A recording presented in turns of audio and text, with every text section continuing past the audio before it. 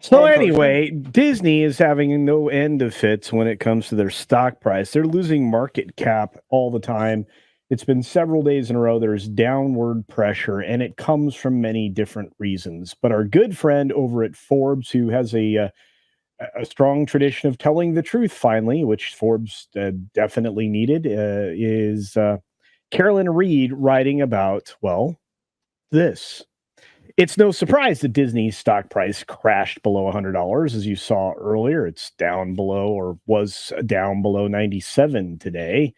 Yeah, and this is why. Now, Caroline Reed does a good job with what she does. She tells the truth, and she does the research we do. She checks out company's house and everything else to track where the money goes and to understand the tax write-offs and everything that goes into these films. The only thing she doesn't seem to have access to is the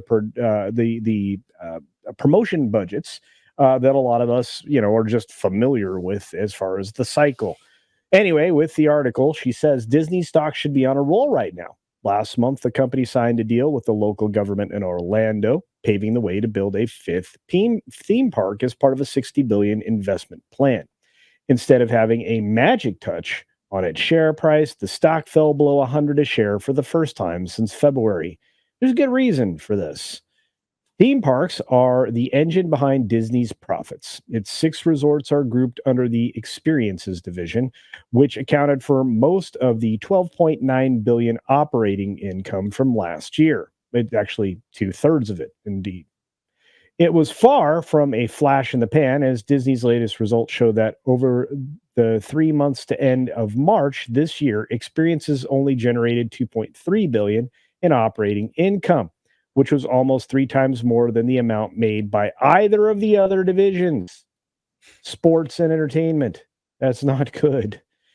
The experience's success stands in stark contrast to the Disney Plus streaming platform, which has lost over, and I will add money to this, $12 billion in operating losses since 2019 launch, and isn't forecast to make a profit until the end of this year.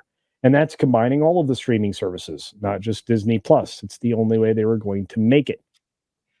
In an attempt to capitalize on the success of theme parks, Disney announced in September of 2023 it would invest $60 billion in its experiences division over the next decade, which is only $6 billion a year. Basically, the capex that would go towards maintenance, upgrades, infrastructure, etc. So it really isn't anything important.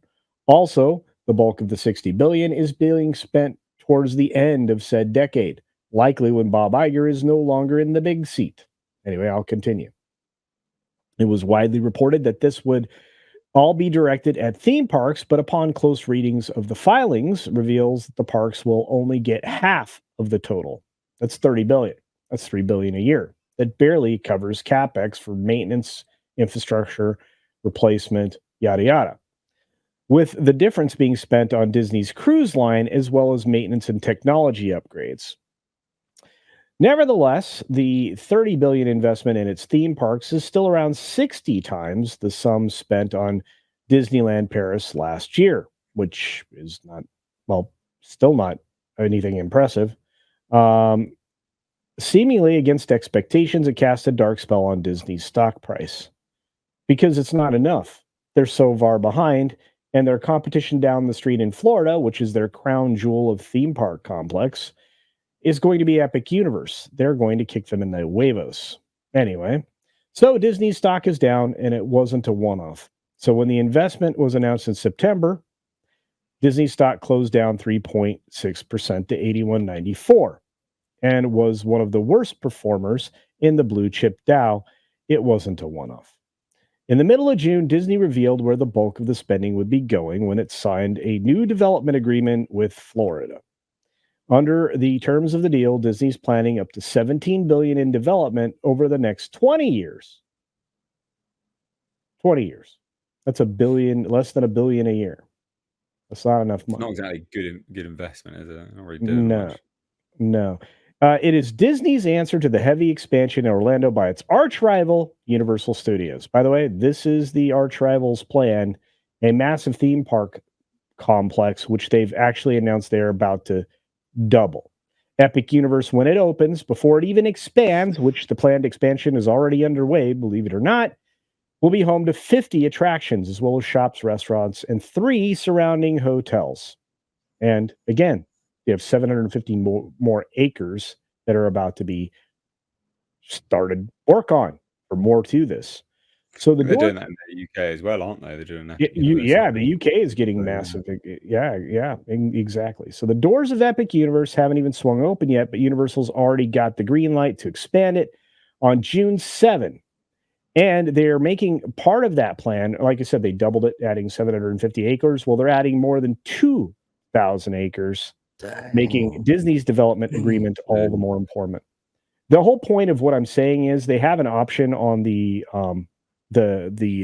Lockheed Martin facility that's next door, and Lockheed's been leaving that part of Central Florida. That was their plan, so that option reverts to them, and Universal's going to go gangbusters anyway. So, despite this, when Disney's $17 billion investment was announced on June 12th, it's closed down 0.1% at 180. 2 days later, dipped below 100 for the first time in 4 months, nudged back up for lack of discipline by the market, closed at 99.29, which is a staggering 49.6% off its March 2021 peak when Chapek was running the company. On the face of it, it may seem hard to understand why. Well, because they suck. Anyway, developing top flight theme park attractions isn't for the faint-hearted. It is common for construction crews to encompass hundreds of workers and for costs to come to more than $100 million. It isn't for the sake of it. Actually, in the case of the Pandora area in Animal Kingdom, going back a decade now, almost, or 8 years anyway, that cost them over $1 billion for 2 attractions and a land. So, just for comparison's sake.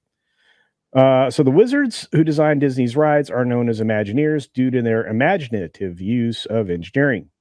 And you have a whole lot of these things. So on and on, I can go deeper and deeper into this. But the fact that, you can spend as much as $25 extra just to get on an attraction at Disney. And I was going to say, I think to sum it up best, because we did the story yesterday morning too, is that the point being made here is that despite having a record breaking film with Inside Out 2 right now, and on the eve of Deadpool 2 in just a few weeks, or Deadpool 3 in just a few weeks, their stock should be better than this, but the reason it's not is because of all the snafus they're making in the parks, mainly the ones you just said right Tiana. there. And let's talk about Tiana. Tiana is a failure. That was just a reskin. Well, I was just going to sum it up also with Elon coming out and bashing him in the press, and also OMG Disney tapes and all that stuff. But go ahead and finish about Tiana's body. That's a big deal right now. So that just opened up. It's closed again today. This is a new attraction. In as much as it's been skinned to something else, they took a very popular attraction, the most popular attraction in Florida, and reskinned it with Tiana, a princess ride. And what that did is created a whole host of problems that they haven't been able to overcome. So on the 4th day of its official operation, it shut down again. Of the last 4 days, it's been shut down over 50% of the time. Wow. These guys are supposed to be the leaders in theme park design, right? They're supposed to have the very best and brightest. They don't. They let all those people go, or they signed the checkbox crew in there. Exactly, and that's exactly what this is. It's the result of that. Regardless, it just speaks volumes about what Disney's failing at right now. So, anyway, the stock's collapsing. It's Iger's fault, and they had the opportunity to replace him and didn't. So they got paid down $30 odd million a year, over $30 million a year, plus benefits as well, expenses, while losing money. Yeah, the guy, he has a great yacht that he spent a lot of money on remodeling recently, and I'm sure he's got a nice shower in his office. But regardless, this is just really bad, and it's not going to get any better. I have to tell you that it's It's sad. I mean, it's an entertainment company we all used to have fond thoughts about. The audience doesn't anymore. Expectations are lowered, and Universal has taken over. And you think about just the bigger news of the day today, even with all of this and the stock crashing for Disney, is still the merger of Six Flags and Cedar Fair here in the United States, making it one of the biggest amusement companies on the planet. So that's $8 billion. Jesus. So it is what it is. So what name are they going to go under on that merger, Culture? Still Cedar. It's a merger of equals, but I'm pretty sure that Six Flags will end up, not existing anymore eventually. Okay. Yeah. So Cedar Point up in Cleveland. Cedar Fair. Yeah, Cedar Fair. Yeah. Oh, they changed it to Cedar Fair. No. You have that Cedar Fair owns all those things. Cedar Park, okay. Cedar. Okay, yeah. gotcha. Yeah. Okay. So all the Six Flags will change to Cedar Point or Cedar Fair? I would imagine. Yeah. Okay. I had not heard that. Interesting. Yeah. Eventually. Now, mind you, they might keep the names for a while because they have brand recognition, but Cedar has been running their parks very efficiently. Knott's is part of Cedar. And Six Flag Magic Mountains is now part of Caesar, and a whole lot of these things. We'll have to see just how much they can improve the operations for the Six Flags. One of the Six Flags is basically rodeo storage, according to somebody that I heard from today. They don't have a theme park there anymore. I mean, the theme park is there; it's just abandoned. So yeah, that's what's happening. So, I don't know if we got any supers or anything on that. Yeah, thank you. I wish I had. We did. Yeah. Creek Indian, Elite Army says Disney stock price going down. Predictable. Think I'll wait to buy when the stock crashes to the low 80s. Don't, man. Yes. Just don't even buy Disney stock. I wouldn't even buy it. Here's the weird. We're not giving any stock advice. I'm jumping in right here before y'all say foolish things. I am. Okay. I am. All right, fair enough. All I'm going to say is I'm trying to help you. We are not stock professionals. We're not stock experts. Don't listen to YouTubers for stock information. I will say this though. I think you're going to see another rebound coming up the next time they can either take over the company or replace the members of the board, which they desperately need to do. Yep. So thank you, Creek Indian. That's wonderful. Yeah. The ex-Disney employee interview that we did this last week, he talked about how when Iger came in, he was basically letting people go that would be a threat to him. Yep. And talked about the hiring practices, them laying off tons of white men, not bringing in people that had the qualifications, but check the boxes. So, the saying is true. Go woke, go broke. And that's happening to them. Yeah. And the other thing is Iger, these board members, Kathleen Kennedy, all these executives, they get paid regardless how well the company does. They're getting their millions. It doesn't matter if they burn it to the ground. They're getting paid. Well, they're not getting their bonuses, and that's why they make ridiculously easy targets. 30 million a year. Maybe so. Did you get this Mexican Iron Man member? No, I'm about to. Okay. You're talking. I'm about to get to it. Okay. Mexican Iron Man says Culture is muted all the time because he's actually on 3 other live streams at the same time. You better not be. He's only on 2. He's only on 2. Culture, you muted. I just did a whole. Sorry, Culture, you're muted again. You keep muting me. You guys are funny. You muted yourself. I did. I'm going bananas here. All right. Yeah.